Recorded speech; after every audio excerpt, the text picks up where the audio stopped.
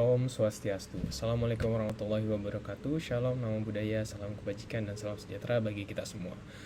Perkenalkan, kami dari SGD 34 IPE dan perkenalkan saya Muhammad Zulfikar Akbar dengan 3 digit NIM terakhir 138, izin untuk memandu pada presentasi student project kami hari ini. Berikut adalah nama-nama dari anggota kelompok kami. Selanjutnya saya izin untuk membacakan skenario-nya. Seorang dokter di sebuah rumah sakit menangani kasus Nyonya H, 35 tahun, sudah pernah hamil 2 kali dan pernah melahirkan 1 kali, sekarang sedang hamil 12 minggu yang masuk ke rumah sakit akibat vertigo yang hebat. Pasien tersebut menderita penyakit diabetes, hipertensi, dan mengalami gangguan menelan. Pada saat dokter meresepkan obat, petugas farmasi mengindikasikan adanya interaksi obat negatif dari obat yang akan diresepkan.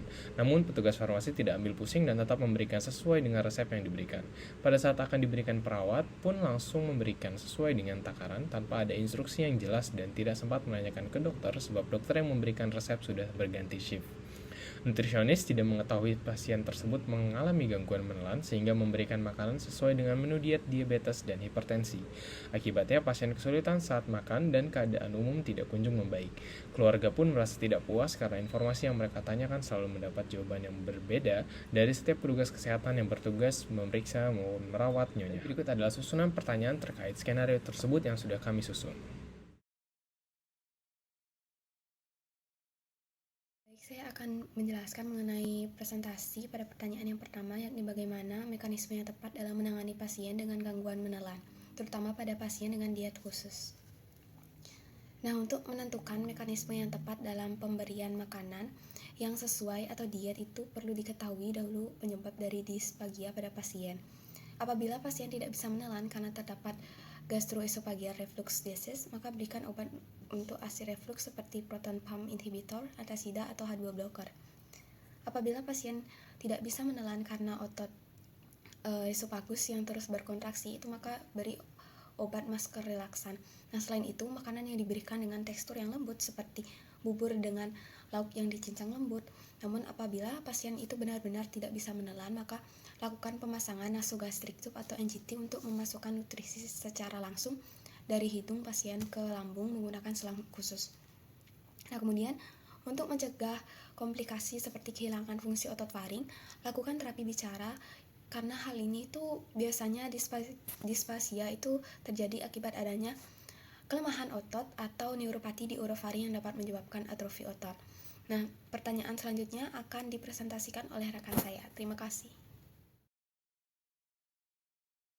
Baik, izin melanjutkan pertanyaan nomor 2, yaitu mengapa penting melakukan klarifikasi resep dan instruksi obat secara interprofesional, khususnya dalam pergantian shift. Baik, jawaban dari saya yaitu komunikasi yang tidak efektif selama pergantian shift dapat menyebabkan terapi obat yang tidak tersampaikan dengan baik dan meningkatkan risiko kesalahan obat. Sebuah studi di unit perawatan khusus di Australia menemukan bahwa komunikasi obat yang terbatas dan tidak lengkap selama handover berpotensi membahayakan keselamatan pasien.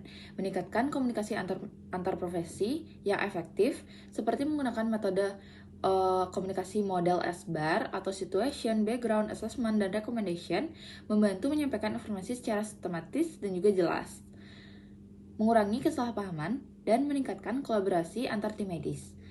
Penggunaan metode komunikasi terstruktur seperti SBAR dalam handover dapat meningkatkan kepuasan pasien dan keluarga, serta meningkatkan tingkat kenyamanan mereka dalam menghadapi situasi perawatan yang kompleks.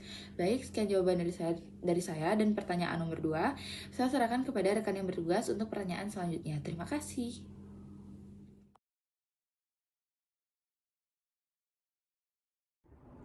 Baik, untuk selanjutnya kita akan membahas apa peran-peran dari masing-masing profesi dalam memanajemen pasien yang kompleks yang dibahas pada kasus. Dimana, seperti yang kita ketahui, tentunya dari masing-masing profesi memiliki peranan yang berbeda, namun saling membutuhkan. Peranan yang pertama yang akan kita bahas adalah profesi dokter. Di sini, dokter memiliki tanggung jawab untuk mendiagnosa suatu penyakit medis dari pasien itu sendiri, sehingga kita dapat merencanakan terapi yang tepat. Dalam kasus Nyonya H ini sendiri, dokter harus mempertimbangkan interaksi obat, kondisi medis yang ada, dan juga kemampuan pasien dalam menelan saat meresepkan obat, di mana di sini dokter tentunya memiliki peranan yang sangat penting. Selain dari dokter ini sendiri, apoteker tentunya juga memiliki peran yang tak kalah penting dari dokter.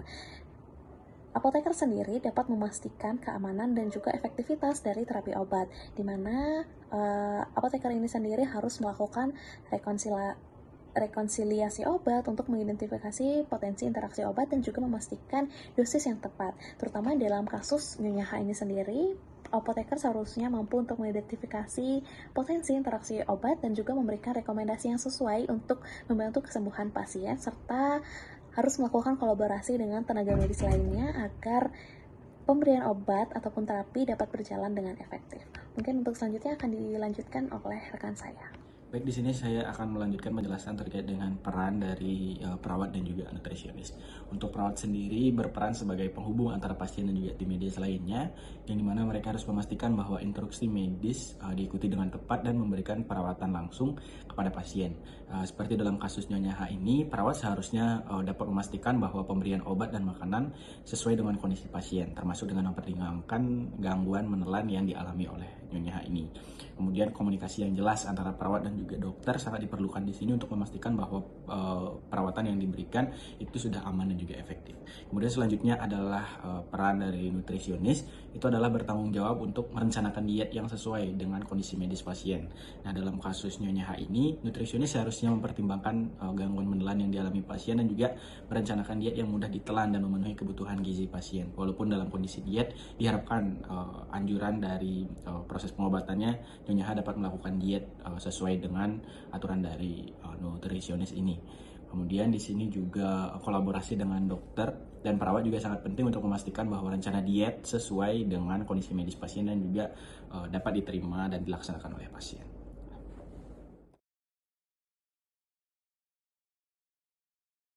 Pengabaian pada kasus Nyonya H ini menyebabkan terjadinya medication error atau kesalahan pengobatan yang memberikan dampak negatif pada kondisi kesehatan Nyonya H.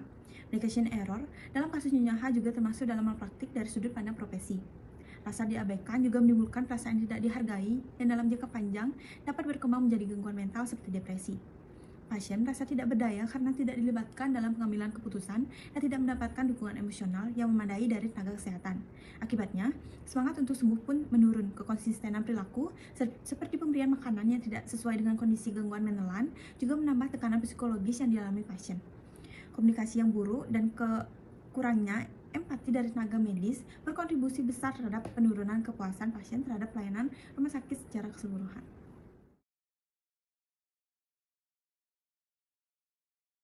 Pada kasus NY, H merasa tidak nyaman dalam proses pemulihan akibat kesalahan resep obat. Nah, apa dampak psikologis yang dapat terjadi akibat rasa tidak nyaman yang dialami pasien selama proses pemulihan? Jadi, pasien itu dapat merasa cemas terhadap proses pengobatan dan pemulihan, terutama jika terjadi kesalahan dalam pemberian obat atau perawatan. Hal ini dapat terjadi karena kurangnya informasi dan ketidakpastian penanganan medis. Pasien dapat merasa tidak dipedulikan dan tidak mendapatkan perhatian yang layak dari tim medis yang dapat memicu stres pada pasien. Nah, stres pada pasien pun dapat memicu insomnia yang dapat menyebabkan pemulihan pasien terhambat. Ketidakkonsistenan dan ketidakpastian dapat menyebabkan penurunan kepercayaan pasien terhadap pemilihan terapi maupun tenaga medis. Selain itu, pasien juga dapat merasa putus asa karena tidak adanya prognosis yang baik dari penyakitnya akibat penanganan yang dilakukan. Apabila pasien tidak kunjung membaik, dia dapat merasa depresi yang menyebabkan terapi menjadi sangat sulit untuk dilakukan. Baik, yang selanjutnya adalah bagaimana analisis pelanggaran yang dilakukan oleh petugas kesehatan pada kasus di atas berdasarkan 4 prinsip bioetika, yaitu otonomi, kebaikan atau beneficence, tidak merugikan atau non-maleficence, dan juga keadilan. Nah, pelanggaran yang dilakukan berdasarkan 4 prinsip bioetika. Yang pertama adalah otonomi. Keluarga pasien mendapatkan informasi yang berbeda-beda dari petugas kesehatan, sehingga hak pasien dan keluarga untuk mendapatkan informasi yang konsisten dan juga memadai tidak dapat terpenuhi, dan ini menunjukkan pelanggaran terhadap prinsip otonomi sebab komunikasi dan edukasinya ternilai buruk. Lalu yang kedua adalah beneficence. Petugas farmasi tetap memberikan obat yang berpotensi interaksi negatif tanpa adanya konsultasi lebih lanjut. Perawat pun memberikan obat tanpa adanya instruksi yang jelas. Dan di sini nutrisionis juga memberikan diet tanpa mempertimbangkan gangguan menelan pasien. Semua ini menunjukkan kegagalan dalam memberikan tindakan yang optimal. Prinsip yang ketiga yaitu non-maleficence. Petugas farmasi pada kasus mengabaikan indikasi interaksi obat negatif dan tetap memberikan obat sesuai dengan resep tanpa klarifikasi. Perawat yang memberikan obat juga memberikan instruksi yang kurang jelas dan berpotensi menyebabkan bahaya bagi pasien. Selain itu, pemberian makanan yang tidak sesuai dengan gangguan menelan pasien juga dapat membahayakan keselamatan pasien, sehingga prinsip non-maleficence ini juga dilanggar. Yang terakhir adalah justice. Ketidakseragaman informasi yang diterima keluarga pasien dan kurangnya koordinasi antar petugas kesehatan menunjukkan adanya ketidakadilan dalam pelayanan, yang mana hal ini dapat menimbulkan ketidakpuasan dan ketidakpercayaan keluarga terhadap sistem pelayanan kesehatan. Apa saja upaya yang dapat dilakukan oleh manajemen rumah sakit untuk mencegah terjadinya kejadian serupa di masa depan? Untuk mengantisipasi kejadian yang serupa terjadi kembali, manajemen rumah sakit dapat menerapkan beberapa upaya. Yang pertama, menerapkan komunikasi interprofesional yang terstandar. Manajemen rumah sakit perlu untuk menerapkan protokol komunikasi lintas profesi yang jelas dan wajib, seperti halnya SBAR, yakni S, situasional, background, assessment, dan recommendation pada saat pergantian shift dan pengambilan keputusan medis. Selanjutnya, yang kedua ada implementasi medication reconciliation dan review terintegrasi.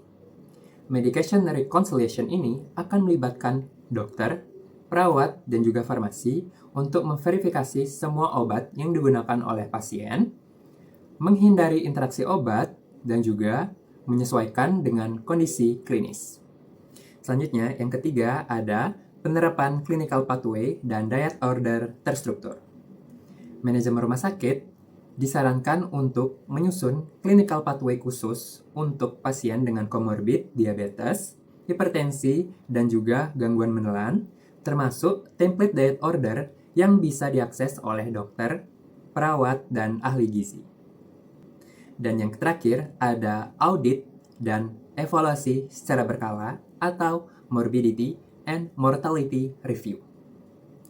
Manajemen rumah sakit dapat membentuk tim ini dengan tujuan untuk memberikan evaluasi terhadap insiden-insiden yang terjadi sehingga dapat diantisipasi ke depannya agar tidak terjadi kembali. Baik, jadi kesimpulan dari kasus SGD kami kali ini adalah kasus Nyonya H menunjukkan kegagalan sistemik dalam penanganan pasien dengan gangguan menelan dan komorbiditas akibat kurangnya koordinasi antar tenaga kesehatan.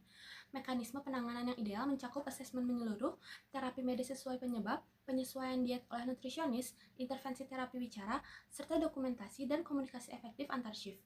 Nah, klarifikasi resep dan instruksi obat secara interprofesional, khususnya saat pergantian shift juga, sangat penting untuk mencegah medication error dan menjaga keselamatan pasien. Setiap profesi memiliki peran penting. Yang pertama itu dokter sebagai pengambil keputusan, yang kedua perawat sebagai pengawas harian pasien, yang ketiga apoteker dalam memastikan keamanan obat, dan nutrisionis dalam menyusun diet sesuai kondisi klinis pasien. Pengabaian peran ini dapat menyebabkan dampak psikologis serius bagi pasien seperti stres, depresi, dan hilangnya kepercayaan terhadap sistem kesehatan. Dalam kasus ini terjadi pelanggaran terhadap 4 prinsip bioetika. Yang pertama otonomi, lalu kebaikan dan tidak merugikan, serta keadilan. Untuk mencegah kejadian serupa, manajemen rumah sakit perlu memperkuat sistem komunikasi, pengawasan obat, pelatihan staf, penerapan SPO yang ketat, dan integrasi informasi medis melalui rekam medis elektronik. Baik, jadi SLO dari kasus ini yang pertama adalah mahasiswa diharapkan agar mampu untuk mengetahui dan meningkatkan kesadaran akan interaksi obat. Yang kedua, mahasiswa diharapkan dapat memahami pentingnya analisis interaksi obat untuk mencegah efek samping yang dapat membahayakan pasien. Ketiga, mahasiswa diharapkan mampu menganalisis mengenai pentingnya komunikasi antara dokter dan petugas farmasi dalam proses peresepan obat. Hal ini bertujuan untuk mengembangkan sistem komunikasi yang efektif antar dokter, perawat, farmasi, dan nakes lainnya untuk memastikan informasi pasien tersampaikan dengan jelas. Keempat, menjelaskan mekanisme penanganan yang tepat untuk pasien dengan gangguan. Dan kelima atau yang terakhir, menjelaskan pentingnya komunikasi interprofesional dalam pelayanan kesehatan, khususnya dalam menangani pasien dengan kondisi kompleks dan pergantian shift.